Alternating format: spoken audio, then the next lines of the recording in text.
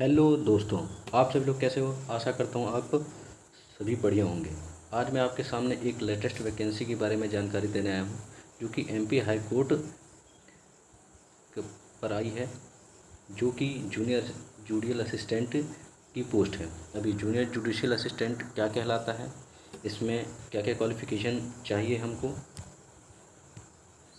Age limit क्या है, exam pattern क्या है, एग्ज़ाम डेट क्या है और टोटल पोस्ट कितनी है, सारा कुछ डिटेल मैं इस वीडियो के माध्यम से बताऊंगा। आप इस वीडियो में अंत तक जुड़े रहेंगे। मैं इसी प्रकार का गवर्नमेंट जॉब, प्राइवेट जॉब और विभिन्न प्रकार की नॉलेज के लिए वीडियो लाता रहता हूं। तो आप अभी तक मेरे वीडियो को लाइक नहीं किए तो लाइक कर लीजिए और अपने दोस्तों में शेयर कर लीजिए और चैनल को सब्सक्राइब कर लीजिए। इस वीडियो की सारा PDF मैं अपने टेलीग्राम चैनल AB23 नॉलेज में प्रोवाइड कर दूंगा, आप वहां से भी विजिट कर लेंगे। चलिए इस वैकेंसी के बारे में आपको मैं बताता हूँ। तो यह वैकेंसी है मध्य प्रदेश के उच्च न्यायालय में जूनियर जुडिशियल असिस्टेंट की पोस्ट के नाम से। अभी जूनियर जुडिशियल असिस्टेंट एक प्रकार का क्लर्की पोस्ट होता है, जो कि कोर्ट में रहकर ही कोर्ट से संबंधित कागजों का निपटान और क्या कहते हैं ऑनलाइन या ऑफलाइन रिकॉर्ड मेंटेन करता है टाइपिंग के माध्यम से। तो विशेषकर ये देखा जाए तो टाइपिंग की ही पोस्ट है। तो इसमें क्या क्या एलिजिबिलिटी रहेगा और किन किन लोगों को भरने की ये है, तो मैं सारा कुछ इस वीडियो में जानकारी दूंगा। तो आप देखिए, सबसे पहले हम बात करते हैं कि ऑनलाइन आवेदन करने की प्रारंभिक तिथि। तो आप देखेंगे 3 अक्टूबर से स्टार्ट हो गया है और इसकी ऑनलाइन भुगतान करने की तिथि है 15 अक्टूबर तक है। और इसमें यदि किसी प्रकार का त्रुटि सुधार करना है तो उसमें 18 अक्टूबर से कर सकते हैं और अंतिम तिथि त्रुटि सुधार की 20 अक्टूबर है। तो आप अच्छे से ध्यान से देख लीजिए कि 3 अक्टूबर से आपका स्टार्ट है फॉर्म भरने का और 15 अक्टूबर आपको मेन अंतिम रूप से भरने का है और सुधार करने का ये 18 से 20 के बीच में दिया गया है। तो आगे बात कर, इसकी ऑफिशियल वेबसाइट है www.mpsc.government.in है। इस वेबसाइट के माध्यम से आप फॉर्म भरेंगे। फिर मैं बताऊंगा आगे कि इसमें कितना क्या फ़ीस लग रहा है और क्या अदर राज्य वाले भर सकते हैं कि नहीं, तो आगे मैं डिटेल में बताऊंगा। अब हम बात करते हैं कि कितनी क्या पोस्ट आई है। तो सबसे पहले यहाँ देखिए, टोटल पोस्ट हैं 40, जिसमें 3 पोस्ट है फिजिकल हैंडीकैप की है। अनरिजर्व्ड के लिए है 21 पोस्ट, जिसमें 1 पोस्ट फिजिकल हैंडीकैप का है। OBC के लिए 5 पोस्ट है, जिसमें 1 फिजिकल हैंडीकैप का है। SC के लिए 6 पोस्ट आई हैं, जिसमें 1 फिजिकल हैंडीकैप का, और ST की 8 सीट है। अब बात करते हैं कि इसमें एलिजिबिलिटी कौन कौन एलिजिबल है। तो सबसे पहले देखिए, इसमें आपको ग्रेजुएट होना है, आपके पास BA BSc BCA इन चीज़ों की डिग्री होना चाहिए। और दूसरी चीज़ यहाँ पर आप क्लियरली देखिए, दूसरे नंबर पॉइंट में CPCT आपके पास होना चाहिए।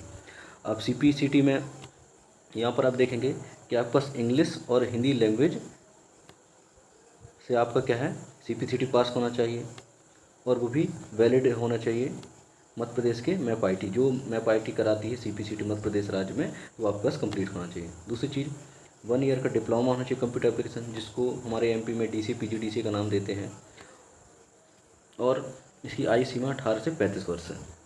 और जो SC ST रहते हैं उनके लिए जो छूट है वो गवर्नमेंट के नियम के अनुसार। यहाँ देखेंगे आप कि जो 1 वर्षीय डिप्लोमा में जैसे मैंने बताया DC PGDC होता है, उसी प्रकार और लोग भी जो हैं जिनके पास जैसे DC PGDC ना हो, तो वो उनमें से कौन कौन भर सकते हैं, जो B करते हैं CSE से IT से, या MCA करते हैं, BCA करते हैं, MSc करते हैं, MSc वो भी ITCS से करते हैं, BSc करते हैं ITSCS से, MTech ME, ये भी 1 वर्ष के अंतर्गत ही वाला कोर्स कहलाएगा 1 वर्षीय डिप्लोमा।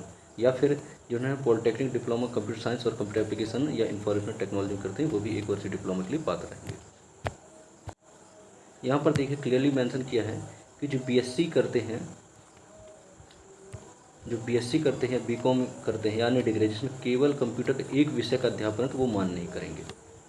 मतलब पर्टिकुलर आपको कंप्यूटर सब्जेक्ट ही होना चाहिए मेन के रूप में।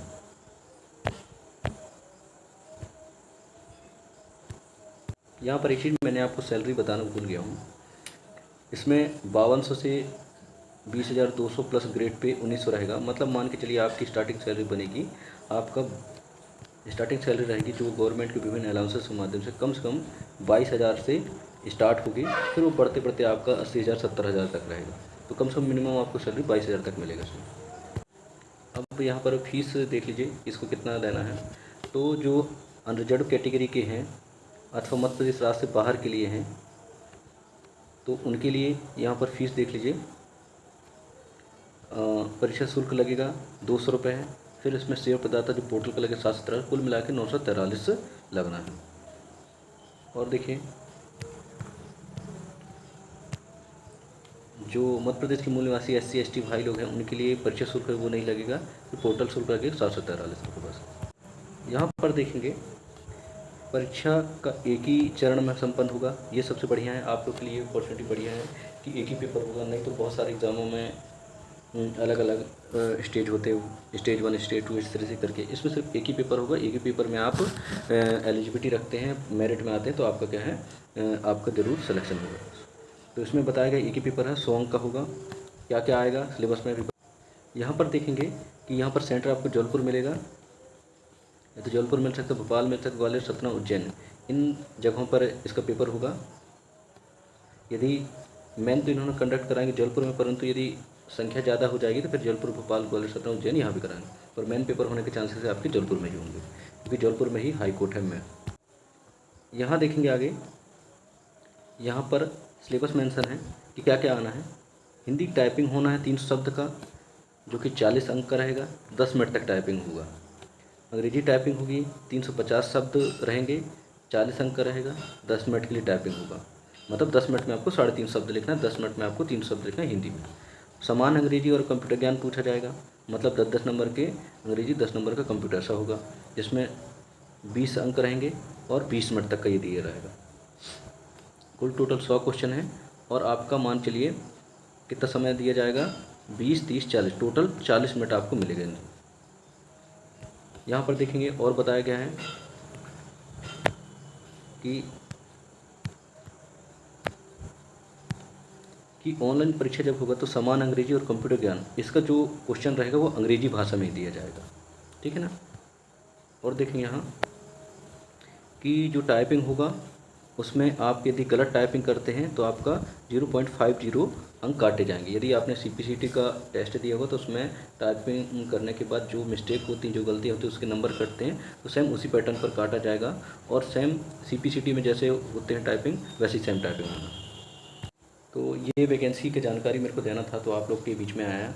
तो आप बढ़िया जो भी एलिजिबल रखते हैं प्लीज़ फॉर्म भरिए और बढ़िया तैयारी करिए। जिनकी टाइपिंग सॉलिड है तो मान के चलिए उनका सिलेक्शन हो सकता है, क्योंकि उनको सिर्फ मेहनत करना पड़ेगा थोड़ा सा अंग्रेजी और कंप्यूटर में। बाकी टाइपिंग आपको 350 वर्ड लाना है अंग्रेजी में और 300 वर्ड लाना है हिंदी में। तो आप बढ़िया अच्छे से प्रैक्टिस करिए टाइपिंग की।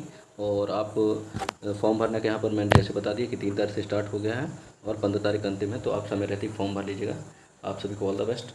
इसी प्रकार की मैं आपको जानकारी वीडियो के माध्यम से देता रहता हूं, तो आप अपने दोस्तों में इसको शेयर कर दीजिए और चैनल को सब्सक्राइब कर लीजिए। इसका PDF मैं अपने टेलीग्राम चैनल में AB23 नॉलेज में डाल दूंगा, तो आप वहां से पूरा डिटेल, और आपको लगता है कुछ यदि जानकारी छूट गई है तो वहाँ से आप पढ़ सकते हैं। तो जय हिंद, जय भारत, धन्यवाद।